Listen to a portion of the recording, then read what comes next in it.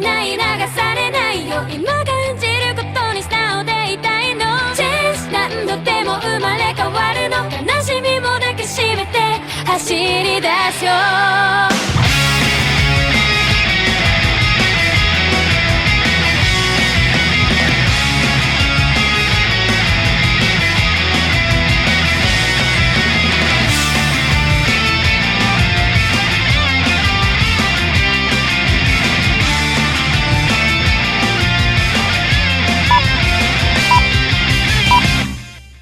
Hey everyone, this is Luminous coming to you guys with a pro Dota commentary, and this commentary is affiliated with DC, and for more commentaries and content, visit us at dotacommentaries.com. Alright, this game is going to be MUFC versus Scythe, and if you can't tell, my energy level's not too high because just had like a 10-hour work day, still a little sick, but should be good, just trying to get back into the commentating groove. I say that every other commentary because I would just like do 2 commentaries and then AFK for a week and then have one of them commentary be like, man, sorry guys, just getting back into things. And then the second commentary will be sort of good and then AFK for another week. So let's that is not a good habit to have. But one thing I want to say before I get started the game is I want to give a shout out to a couple people that has been really generous with their comments, with their criticisms, with their PMs and stuff. So you guys know who you are. Really big shout out to you guys, because frankly, you know, I think I don't know how many subscribers I have. I reckon I have a lot, but you know, it's like, oh hey guys, if you guys want to see some better commentaries, please give me some constructive feedback so I could improve. And then the feedback I get is like, oh, hey Lumi, when is the next commentary coming out? Hey Lumi, what's the song to that name? Or what's the name of that song? There's never ever constructive criticism. So when I actually received a couple PM of those constructive criticisms, I was quite happy for one, because I actually received criticism. And then I was sad-faced because I was like, oh, I was reading, oh man, Lumi, you suck, you should improve this. No, they're nice. Like actually, it helped me. So I'm trying to incorporate those stuff into this commentary. But you guys don't care. You guys are here for MUFC versus Scythe. This is ADC tournament round 6, 7. I don't even know. But how the tournament structure works is that the Scythe team would basically keep playing until they lose. And then they would keep challenging whoever's a rank above them. And MUFC is the, I guess, the defender in this case. So whoever wins this game would move on. This is game 2. I don't know what's the result of game 1. So I can't tell you whether, let's say, if Scythe wins, whether they'll move on, or if MUFC, well, they will move on. But for the most part, these two teams do know the playing style of each other because they live geographically quite close to each other. So I'm pretty sure they scrim regularly. But MUFC, though, I think I've said this in the past before, they have a very unique, interesting playing style. They remind me of Stars Boba in the fact that they do go very obscure item builds.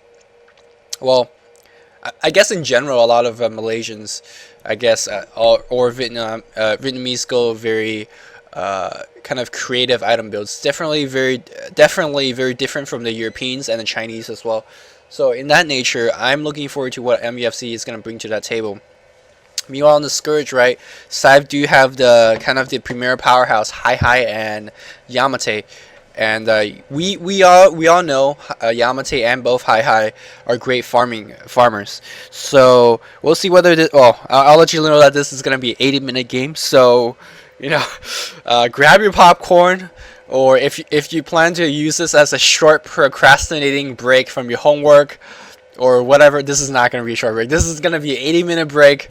But I hope you guys have your snacks, whatever, ready. I have my green tea, and let me tell you about this Chinese herbal drink. It's literally translated as cool tea, right? But that sounds pretty cool, but it's actually not cool. It's I'm drinking it hot right now because it's pretty cold. But it's actually a herbal tea that helps you to get rid of toxin in your body. So it's like let's say if you have sore throat or you know stuff like that, then this is really good. It's bitter, so it doesn't taste good, but I guess I'm used to it, so it's okay. But anyways, that's nothing to do with this game. Alright, MUFC does have the first ban and the first pick. They get rid of a Windrunner, a Bad Rider, and an Alchemist. Meanwhile, Scourge getting rid of the Pugna, Morphling, and the Doom. I'm actually quite surprised to see that Doom is still being banned. I mean, he's definitely a very good hero, but I'm not too sure whether he's worth a ban. But however, this may be indicating that you know, the Scourge team will pick into a very heavy casting team, whether they will have, or maybe they will have a hero that really depends on casting. Which now is surprised that with the Doom ban, they haven't picked up a Invoker, which I was thinking, well, if you're gonna ban Doom, right, that's the caster you want to pick. But no, they're gonna give up the Invoker and the Venge and the Pug to MUFC, which right now, as it stands, I feel like Sentinel has the huge advantage in terms of the mid-game team fight, whereas the Scourge have the huge advantage in terms of initial laning. Because if you look at the hero that the Scourge picked up, Shaker and Witch Doctor are great at defensive lane. They can be offensive, but that requires a good Fisher block, or that requires a couple of bounces on that cast. I want to remind you that Koi. Was it Roy? One of these, because I can't remember which one. Roy, I think it's Koi. Koi or Roy, one of the two, probably Koi, has one of the best Shakers I've ever seen. And that's like no slouch, because there's so many good Shaker players, such as what's his face? Star Spellboy Shaker was Manga Echi, Manga Q, great Shaker. Mania, great Shaker. So there's a lot of good Shakers players out there, but Royal Koi, one of the better Shakers I've seen as well. So they probably one of the two is going to play it. And just on the laning wise, right, very defensive capabilities, because both of these two heroes are kind of big AoE. The Witch Doctor doesn't strike you as an AoE hero, but imagine this following scenario, right? There's a dive of two people, like a 2v1 situation or a 3v2 situation. Most of the time, the three, or I guess the diving team, is most likely going to be somewhat clumped up, so that cast will be bouncing a lot of times on the heroes. And usually, you know, when you're diving, you don't have the creeps. That's why they call it dive, right? So that cast will be a very defensive build in the early stages of the game. Whereas the mid game, not too sure how the Witch Doctor will stand, because right now, very heavy nukers coming on the Sentinel side, very big AoE nukers. We saw in the last commentary where I did between RQ and FS, where AoE is kind of what wins games, right? You drop the AoE ultimates, and then you don't let them go anywhere. So it seems like MUFC does have the strat right now. A Venge pick would be really good against MUFC's current lineup with the Dream Coil and Invoker, but you know they have the Venge too. So really a good Lich pick though from Hi here. Now this is 7-1B. 7-1C or B, the 7-1 map, which when you have Shaker and Lich, that's some great big AoE kind of power. You know, in in-houses, I love to pick a Shaker, a Lich, and then followed by Luna. Because if you have a good Shaker ultimate, then everything follows up, and that's pretty much GG. Now, what this Lich pick is kind of interesting and kind of different from what we have seen predominantly, is that if you look at the Scourge lineup right now, already 3 supports. Lich is quote-unquote a support because he can solo and then go for a quick level 11 and then a quick whatever item, either mecha, 4 staff. Just good utility, general good items to help out the team. So we're not going to see a support Lich, or it's very unlikely we're going to see a support Lich. So we might see this long lane Lich, or more likely a solo mid Lich, and then you go a very heavy Dark Ritual Nova build. You splash in a Frost Armor here and there, and then you can really own the mid lane quite easily, because you gotta keep in mind that the Dark Ritual cooldown buff got to, I think, 30 seconds or 32 seconds, something ridiculous. That's level 1, so you can deny 2 creeps before the creeps even, well, no, you deny 1 creep, and then as the creeps are hitting each other, you could deny another one. So you're gonna get to level 2 before your enemy, no matter what, or unless he doesn't deny all 6 of your, all 8 of your initial 2 waves. Then you're always gonna hit level 2 quicker. So a Lich solo mid will have that advantage. The bans following up is gonna be a Syllabear and a Broodmother, and then a Clock for Hi. So these are quite standard bans. I wouldn't ban the Syllabear myself if I was in Winter's position, because I do have quite a bit of AoE nukes. I'm not too worried about being pushed against, but it's still a very dangerous hero. It seems like Winter's banning a lot of pushing heroes, but I want to say that okay, Winter's banning a lot of pushing heroes, so that maybe they want to turtle, but it's more like he's just banning good heroes. Broodmother and Syllabear are just good heroes to ban. You just don't want to deal with it, you just ban it, no big deal. Now, right now we do have the solo mid decided for MUFC, and then the top, or whatever the long lane solo is as well, most likely on the top lane for Sentinel. So that is the Puck, and then we're gonna see what this trialing will be. Whatever this trialing will be, will have a good indication of what this game could go. Because right now Invoker and Puck both very versatile hero. They can make a very fast-paced gank action intensive game. Invoker kind of gives you anything you need, and then Puck is a very versatile hero as well. So let's say if if Winter picks up a Draw Ranger here and then go for something like that, you know they're going to go for more kind of a mid-late game kind of push.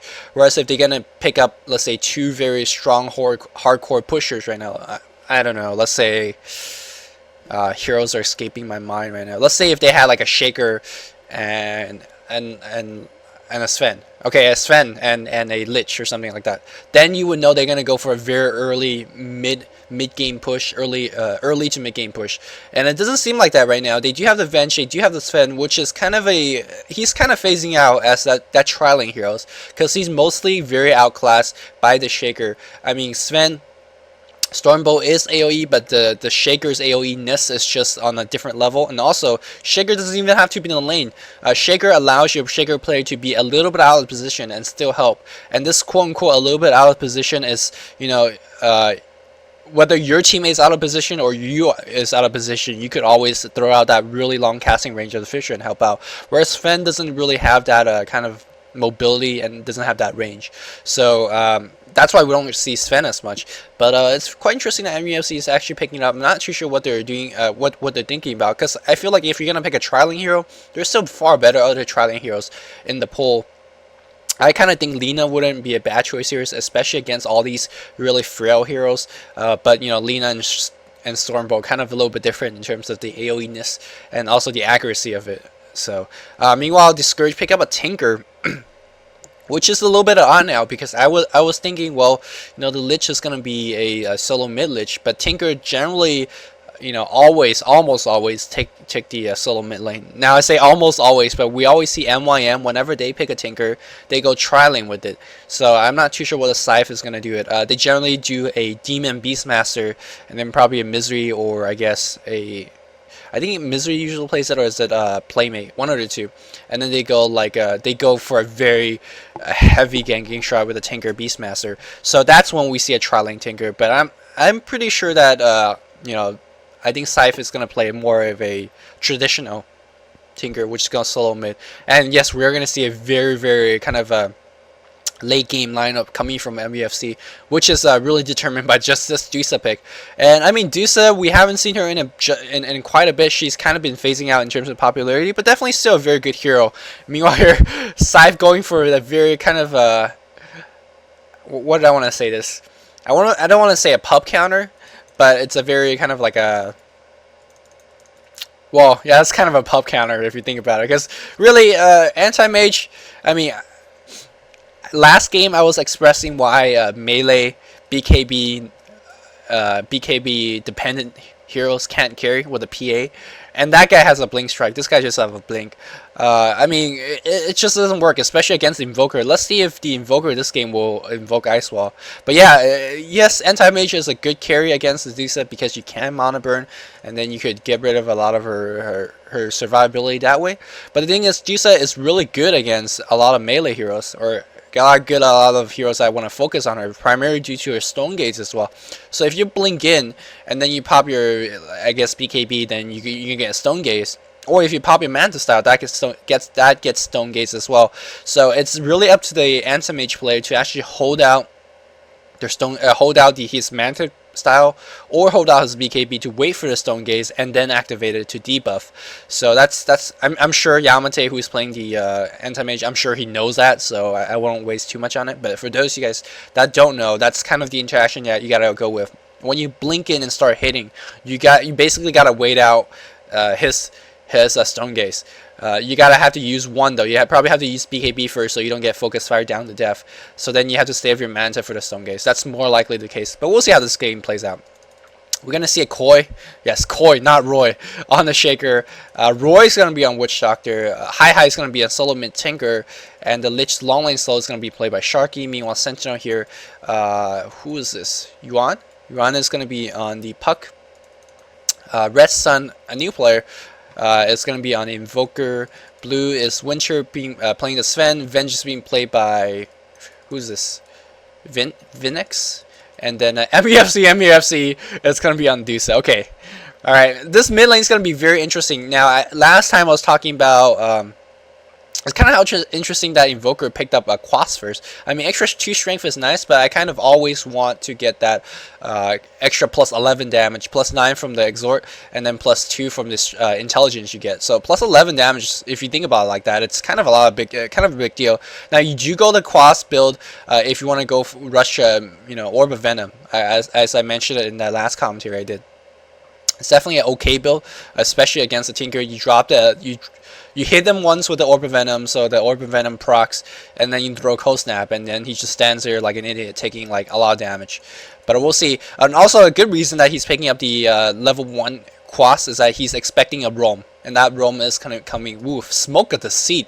Really early use of Smoke of the Seed. I'm not too sure whether the Sentinel team, yeah, they are actually sensing it. They sense heroes missing off the map. Tinker, see, this is why I say Smoke of the Seed is kind of like a gimmicky item. Yeah, it works, but Hi does realize that there's heroes missing. Teammates are coming. That Venge is gonna be not in a good position, but regardless, they're gonna know this is a really cluster F fight. No, great Fisher blocking off, and that cat's actually bouncing twice as well. So yes, Smoke of the Sea can be used like that, but especially that hero is gonna be missing off the map, and actually good awareness from the Scourge players. Realized that 2 is missing, and then the 2 supports came out and actually got the kind of a counter gank in terms of first blood. So really well done by Scythe right now. And actually Fisher is being thrown out once again. A regen rune, yes, a regen rune is going to be there. So let me check out how the farm is doing right now. 7-1 on that Dusa, quite important. Anti-Mage without his support is 7-0, so not too bad. And it's actually picking up Ring of Basilius. He does not have any regen item left, so that's kind of important to point out, because that Dusa is going to be able to kind of dominate the lane, at least without the support heroes of the Scourge.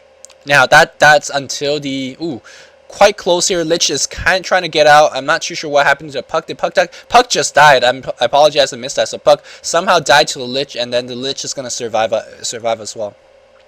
But I was saying, did he blink the magic missile? Man, I'm just missing things left and right. Probably did. Yeah, so I was saying that the Dusa will dominate the lane with her rangedness until that Anti-Mage picks up a Ring of Health, and then he should, with passive regen, be able to stay in the lane. As even more action going on the mid lane here. Invoker is going to be okay, takes a laser to the face. One good thing about getting Quas early is that you will have another Smoke of the Sea being popped. Man, these guys are just on the smoke heyday. I'm not too sure whether they get a gank. There's some physical harass coming in. Stormbolt is quite long of a cast range, but Shaker's gonna come around, and I think the Smoke of the Sea ran out, and then that Sven is seen. So for quite a bit of investment in terms of early game smoke. And early game smoke, it means that you can't get a Smoke of the Sea in the mid game. They do have a 10-minute cooldown. Yes, 10-minute cooldown. So that is quite a long time. And generally, Smoke of the Sea is not a bad buy in the mid game. As you see Puck doing some creep pull. Puck is actually getting outlaned by Lich. That's not too surprising, because Lich infinite mana and then infinite nukes. So that is really hard to stay in the lane against a Lich, especially if you're Paper Dragon. But on the top lane here, actually Anti-Mage doing not a bad job. He's CSing extremely well, 11-0, and then never mind. I take that back. I thought he was CSing very well. Meanwhile here, we are going to see Invoker in deep trouble right now. He's taking a lot of damage. One more hit, and really nice Ghost Walk just in time, and that is going to be okay. Dodging the Fisher as well. He is going to have a cell, but he got to stay just out of laser range. Lasers coming off cooldown quite quickly. On the bottom lane, Lich is already dominating lane. Puck can't really even get close. He's already a level behind, and we're gonna see the Lich come in with the single Nova. So as you expect, the Lich is winning the lane, but I would expect the Dusa to win the lane a little bit harder. Yamate is kept down on the farm. He is only getting 16 creep kills. Meanwhile, the Dusa 10 ahead, 9 ahead. But you gotta keep in mind, this is Yamate we're talking about. He will find creep out of nowhere, even if he's anti-mage, even if he doesn't have a farming skill. He will just last hit, like a champ, and then he will get the CS that he needs. It looks like Tinker's not doing a pretty good job dominating the mid lane as well. I would think that with the support of the roam and with the Quas regen, Sven, the Invoker is gonna be okay. But right now, Hi just showing that despite of all of that, he is gonna win the lane. He is winning the lane in terms of CS. Meanwhile, dive going on the top lane here. They're gonna try to kill the Dusa. Dusa very low HP, but it's gonna be okay. Venge doing some right click power on the anti-mage as well. And we can see that both teams very low on the mana, very low on the HP, and they're just fighting. They're kind of inching back and forth in terms of fighting. And right now, this Sven not very effective in terms of I get either preventing kills in the mid lane or getting themselves kills in the mid lane, and that's kind of huge. Because unlike a Shaker, Shaker you could stay at quite low experience and then still be very effective. Because level 1 is all you need on a Shaker to be effective. However, Sven is kind of different. You want to have a level 11 for that God strength. You want to have a BKB. You want to have a dagger for that mid-game DPS. Whereas Shaker, you just sometimes you don't even need to blink in. You ask your teammate to force staff you in, or then you just teleport in. If there's a, let's say, fight under tower, and then you just do a whole bunch of damage with Echo Slam, or you could just be very useful staying in the back and then drop down long range fisters. So if I have to choose between a Shaker not getting EXP and a Sven not getting EXP, a Shaker not getting EXP is still very a lot more helpful to the team. So right now, I'm not too sure what MUFC's plan is. I'm pretty sure that wasn't their plan, picking up the Shaker and the Venge. Because, I mean, the Venge is always a good plan to pick up, but the Sven is not being effective right now. However, he's effectively keeping out the anti-mage in the lane. Quite an action-packed game, as you kind of expect with the anti-mage and with the Dusa. Both kind of hard hero to kill.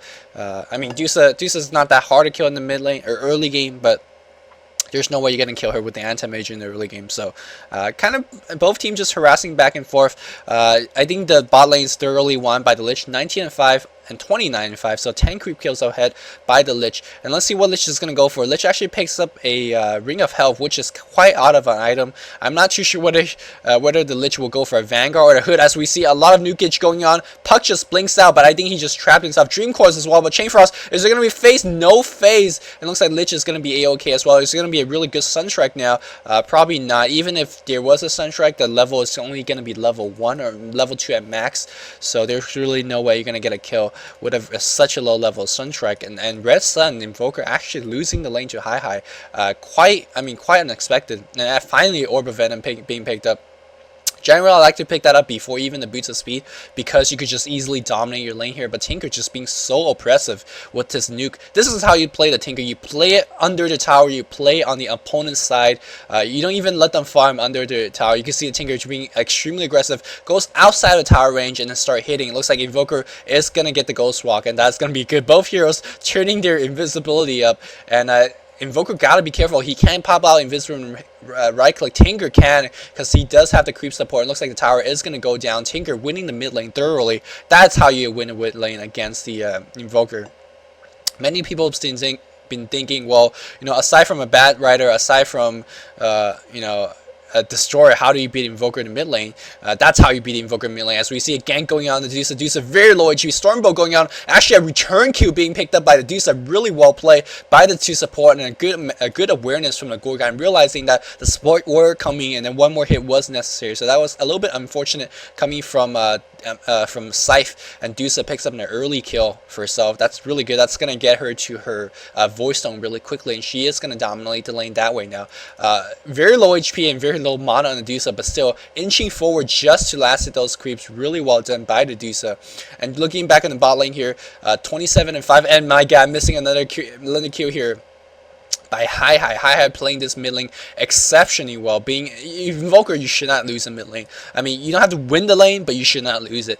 And right now we are seeing the Invoker losing the mid lane, Puck losing the bot lane as well. And generally, when you win 2 lane out of the 3, you're in pretty good shape. You're definitely pretty in good shape walking in mid game, as we see even more dive going on. And Yamate very low HP. He does have the Ring of Health already picked up. Probably gonna go for a very standard Vanguard, but this is Yamate. He won't surprise me at all if he just goes for a very unorthodox Battle Fury first. Battle Fury definitely not a bad item, as we see Dream Coil going in, and that is going to be it. Dream Coil and a Waning Rift, and that's going to be it for Yamate. So despite the Puck not doing too well, was able to get a gank on the anti-mage, and that's actually very good decision making from the Puck here. Realize that he's not going to be able to win the lane at bot. He's going to just get a gank on the other lane with his Dream Coil and his Rift and Illusionary Orb. Illusory Orb, not Illusionary Orb, as I always say. I mean, one thing, I mean, it's not really good to leave your lane. Let's say if you're, I guess, against a tanker where he's going to free farm up to his BOT, or against a Dusa who's going to just be free farming in period. You can't leave the Lich, because really, what's Lich gonna do to you, right? Lich is already gonna dominate the lane with his Frost Novas and everything. You can see that without Lich in lane, he's already throwing Frost Armor and all the creeps, but he's really not being able to do too much because there's a Lich. So that's not too bad of a decision to leave the Lich. Sure, Lich is gonna get some experience, and that's the third dust. That's the third dust. So you're gonna go in. There is a Stormbolt to the face. You gotta keep in mind, does the Lich have a Chain Frost? If Lich does have a Chain Frost, it can be a double kill, but it looks like they're not gonna. They're going to be chasing very aggressively. Not sure Sven why didn't chase, and there was no Sunstrike at all, so I'm not too sure what this is about. As we see a gank going on, there's an EMP Tornado, and that was another gank being picked up by the Puck. So you see that Puck, despite not winning the lane, is quite effective in the game. One of the more, I guess, the more amateur / more beginning player need to learn is that you don't have to win the lane to be effective in the game. You can see Puck doing just that, losing the lane quite thoroughly to the Lich. I think he died twice in that lane, but still being extremely effective. Ganking lane, Dusa here in trouble, eats a Void and also eats an Echo Slam, and that is going to be enough to get a kill on the Dusa. They finally got a kill on him, and that's quite needed. As you see Sven actually picking up some precious points of EXP. He will definitely need the EXP, because if he doesn't get the 8 points of EXP, he is going to be quite effective in the mid to late stage of the game. A teleport going in mid lane here, and that is going to be Tinker. Does Tinker have his BLT yet? No, he does not. Let's do a quick gold check. 1200 gold on the Lich, 1300 gold on the Tinker, and then Yamate sitting in 360 gold, but he just picked up Boots of Speed, probably some items on the Crow as well. Meanwhile, let's see, Invoker 500 gold, not too much of anything, and Fairy Dragon using Invis Rune. Let's see if it's going to be a gank. Dream Coil is online right now. Let's see, do we have someone roaming in mid lane? There is the Invoker. He only has 370 mana. That is enough to cast 2 spells. Not enough mana to invoke and cast the third. He does have 3 charge on the magic one. Let's see, a Dream Coil and a Rift, and I think a 2 spell should be enough. I'm not too sure. I guess he's kind of teasing it out. They do know this is a Shaker, so okay, very tense moment of doing nothing. There we go, EMP Tornado, but does not get, that wasn't the best type of initiation. So maybe he realized that he wasn't gonna get the kill anyway. So meanwhile, Dusa here being oppressed down. Yamate now being tanky enough, he can just run ahead, tank whatever Dusa throws out, and then scare her back, and does not allow her to farm or deny, and then just win the lane. Meanwhile here, just kind of a lot of positional play. This reminds me of a Chinese game where there's not really much action. I guess that this is kind of also due to the players are really high skill levels, so they are noticing, heroes are missing off the map, so they're going to be a little bit more defensive. But yeah, very heavy positional play from both teams, and both teams just farming it up. And I think farming up will kind of favor the Scourge team a little bit more, because they're a little bit more mid game with the Tanker, with the Lich. Of course, Lich is a strong mid game hero. I mean, I'll talk about why Lich is definitely a strong mid-game hero, but they gotta be careful. I'm talking about Scythe, because if this goes very, very late, which you guys, I've been spoiled to you guys. I already told you guys it's gonna go 80 minutes late. This Dusa is gonna be very, very stacked, and Dusa in the late game is just so very hard to handle. We'll see though. Anyways, I was thinking Lich is definitely a very, very strong mid-game hero, because most of her skills are mid-game. Frost Armor is a very, it's a static plus 9 armor, so that's as the game progresses longer and longer, it's always going to be plus 9. It's not like a percentage armor increase, so that's a static spell. So those spells, as the game progresses longer and longer, it's not going to be as good. So that's why I classify him as a mid game. Of course, Chain Frost is just an awesome Luke in the mid game. Late game, not so much. It still does quite a bit of hefty damage, but as late game comes, people are just going to have enough HP to kind of be like, meh, not so much. So. And Scythe is a very mid game, but they're gonna just content to farm. The score is 3-5, and another a lot of invisibility. Looks like I think this Tinker might be in trouble here. Oh, Tornado missing. There we go. There's an EMP that's gonna hit, but they really need a cold snap. There you go, cold snap and a swab as well. That Tinker is gonna go down for sword with the Orb Venom. So rest on picking up a kill. And right now, I mean, I'm not too sure what Invoker's farming. He does have the phase boot finish. Very interesting build. I think if you're gonna go for a very Quas Wex heavy build, which is, it looks like what he's doing. He does have the EMP Tornado always invoke, and the Quas as well. heads and cold snap. So I would think he's going to be a little bit more utility for the team, and I think Treads is a better kind of a utility invoker item to get as opposed to Face Speed, because Face Speed combos really well with the Exhort build. As we see some initiation going on, there we go. This is what I mean. There's really no way that anti-magic could do too much of anything. Are we gonna see a good Dream Coil? There we go. Dream Coil and a Raining Whiff. The Shaker is gonna go down for sure. One more hit. No. Wands and oh my god, what a good counter gank coming in from Lich. Lich, one of the best counter ganking hero there is, and Tinker comes in as well. An easy double kill being picked up by the Scourge team, and they are definitely going to push down a tower as well. And this is the power of the mid-game lineup. They will allow the Sentinel team, they will allow the Scourge team play very aggressively. You gotta keep in mind they started that fight 2v2, and then they had two people coming in immediately with a teleportation of the BLT Tinker and the Lich coming in as well. And that is the Vanguard on the Lich. I really dislike this item. I think I said this in like every one of my commentary for the past 5 commentaries. If you're ranged hero, get the mecha. It's just generally better. It's generally better. This is a very solo kind of Lich play. Whereas mecha, you help out the team a lot more. Let's say if he has a mecha now, this is, the creeps will have extra armor. The, Yamate will be fully healed or close to fully healed, and then the tower would have been down by now. So I just think, Lich, his job is to cast Frost Armor like a champ before the team fight happens, and then just throw out the Chain Frost, and that's your job's kind of done. Of course, if you survive, you keep throwing out Novas, and that's a plus as well. But really, your biggest asset is that Frost Armor and then the Chain Frost. And you don't really need a freaking Vanguard to throw out Chain Frost. You could click one button. Really, you're not going to get, unless you're horribly out of position, you're not going to get focused down in a way that you can cast Chain Frost. So I think the Vanguard is just a bad buy in general. That's just what I think, though. I'll let you guys make your own decision making in that. One thing that doesn't have anything to do with this game is that I'm not sure about how you guys feel about this. I personally really dislike guides.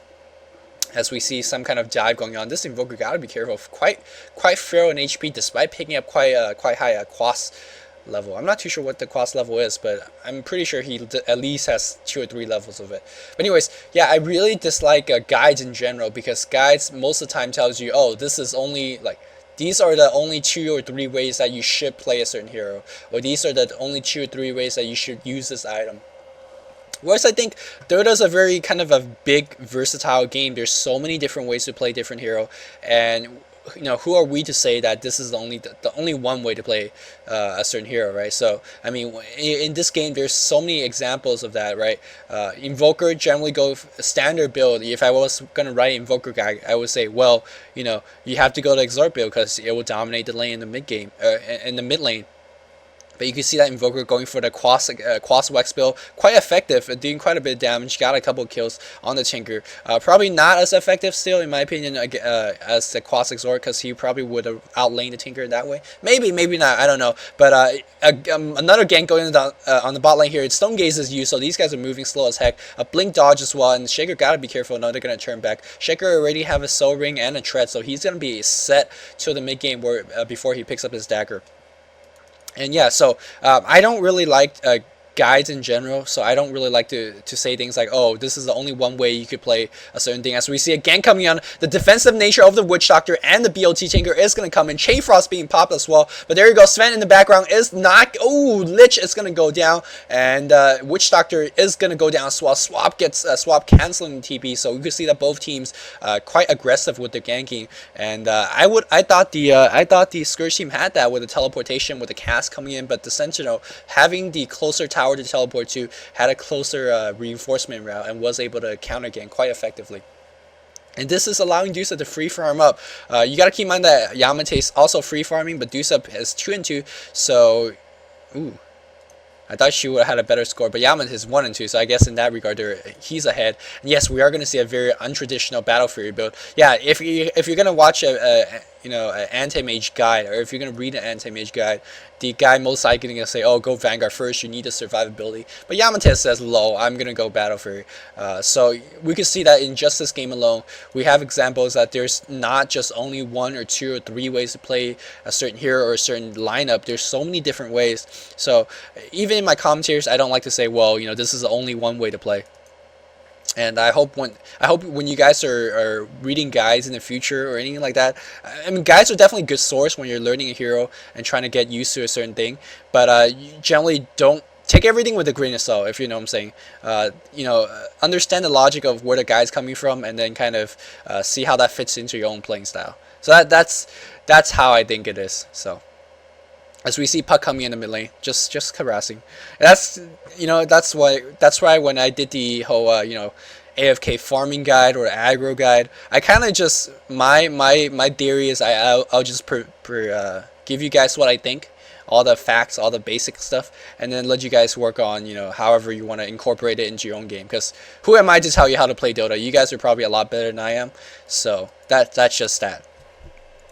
But I definitely had a stage of, oh, this is the only one way you should play the Dota. Especially when I first started casting, I wasn't watching as many pro games, or I wasn't as exposed to the pro scene as I am now. So when I see like a boots first in a pub game, I would just, no matter what, call him a noob. I'll still call him a noob today, but not as absolute, because you never know. It's not a bad build, as we see Invoker just gets kind of gang raped, basically. I've been talking about random stuff about Dota, but not about this game, as we see, the Invoker barely getting out, and that phase is really helping out. We can see that the positional play from the MUC is just insane right now. They are going to have those AoE spells that is going to be helping out. We saw the EMP Tornado going down, and the Dream Coil going down as well. Shame that they weren't able to get another kill, but this Tinker just doing quite a bit of damage in this very, very early level stage of the game. 21 minutes in, Tinker doing pretty well. He does have BOT finish, and only 70 creep kills, so that's quite surprising. Yamate is at 98 creep kill. Let's check out the Dusa. Dusa is sitting at 130 creep kills in 22 minutes. That is around 5-ish, close to 6 minutes. That is this farm that you do want your Dusa to have. Dusa does already have the Lincoln Sphere finish, and you gotta keep in mind the Sentinel team, or the Scourge team, doesn't have many stuns. They have the Cast, they have the Earthshaker, and they have the Void ult. That's it. So Tinker most likely, because they don't have many stuns, they most likely is going to go for a Sheep first, instead of the Shiva first, which is kind of the standard build, the Tinker guide build, if you know what I'm saying. And of course, they do have a mini stun from the Lich Ult as well, but you're not going to count on that. So yeah, the Dusa Lincoln Sphere is going to be huge, as we saw, I guess, in the last game in Casted, against single target spells, and against a team without many stuns. The Lincoln Sphere is going to be very good in terms of survivability and blocking a lot of stun damage. And actually, we're going to see the mecha on the Lich as well. And this is quite interesting. If I was in the Lich position, I would have just gone for the mecha and then just gone straight for Pipe, or gone for the Aga, because the Aga gives you a lot of effective HP, boost your ulti as well, especially if you're going to be playing a solo Lich like that. You generally do want the Aga, and this Lich might get himself a double kill. If these two guys stay a little bit too close, no, they're quite lucky. They're walking. Lich, is he gonna go? He did. Yeah, there we go. And the reason why I was so expecting the Lich to go is that the Sven just stormbolt a couple of creeps, so he did not have to stun, and then smartly TBs out, realized that he was not gonna be able to save the Sven, nor was he able to nor was he gonna make it out alive if he walked. So.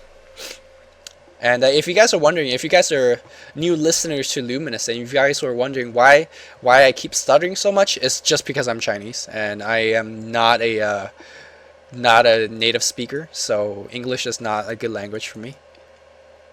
As we see the anti-mage getting a beatdown handed upon to him, and okay, this game is kind of just like I mean, I don't want to say boring, because there's definitely a lot of things to learn from it, but it's definitely not high action pack. I know you guys are definitely. Well, I don't want to. What's the word? I don't want to put. Okay. Action going on. That was a very well executed. I mean, I didn't say anything to it. I was kind of just like stunned. It's like, eventual swapping, why? And then I saw the puck. So that was really well executed. Swap into a Wayne before even the blink, so that was really well done. I think it looks like the center was going to go for a push. Yes, they do have four here. Dusa's free farming at the bottom lane. Yeah, 4 here, and then they're going to go for a tower push. Cyclone finish. Cyclone is such an underrated item on Invoker. Cyclone is such an underrated item in general, and I'm loving it. I'm loving that this Invoker is picking up. Very utility Invoker. Instead of going for the straight damage build, going for the support. You know, EMP Tornado, definitely good supportive spells in a team fight, and a Cyclone as well. Cyclone in this case can Cyclone himself up to dodge a stun or two, but more likely Cycloning a very dangerous hero in the enemy team, probably the Anti-Mage. If the Anti-Mage blinks in, just Cycloning him up and then just focus on the rest of the team and then deal with the Anti-Mage later. So you can see that Tinker, this is a very good playing style of the Tinker. Once he gets to the BOT, he just teleports to wherever the lane that Dusa is and just harass her. Many Tinkers, you know, they farm their BOT and they just think, oh, now I just need to farm my Hex. You can do that, and that can be effective, but another very effective way to play is playing it like what Hi is doing right now. You will see him continuously haunt this Dusa, you know, most likely he's gonna haunt Medusa, and then just keep laser rocket, and slowly but surely you are gonna wear the Medusa down. No, it looks like never mind. Hi just says like, lol, Luminous, you don't know how to play this game. I'm gonna just farm, which farming's fine. Farming's fine. I just think not farming is also good. As we see, oh, Venge, is he gonna live? No, miss up the hill, and no, the second attack did not miss. I would have just laughed if the second attack miss. As we see, Shaker somehow finding himself a dagger, probably due to all those successful ganks that he picked up. Let me see how many creeps he actually has. He's only got, oh, he's got 53 creep kills, so he's been kind of doing some creeping, but definitely paying off right now, because a 26-minute dagger on a Shaker is definitely not bad, especially if you're going to go for early mid-game kind of strategy. I see a lot of teleportation going in. Tower is fairly pushed on the bot lane here, and Yamate is you know, CSing his heart's content. He is going to go BKB next. It would surprise me very much so if he doesn't.